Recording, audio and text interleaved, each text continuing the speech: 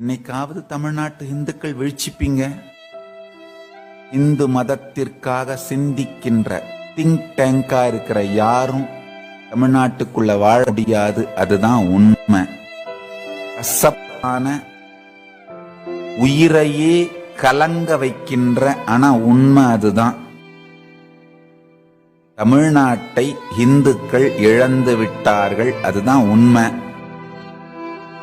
என் வாயால சொல்லக்கூடாதுங்கிறதுக்காக கட்டுப்படுத்திட்டு இருந்தேன். ஆனா என்னைக்காவது ஒரு நாள் இந்த உண்மையை நான் சொன்னா நீங்கெல்லாம் முழிச்சிப்பீங்களோ அப்படிங்கிற ஒரு நப்பாசையில இன்னைக்கு சொல்லிட்டேன். அவ்வளவுதான்.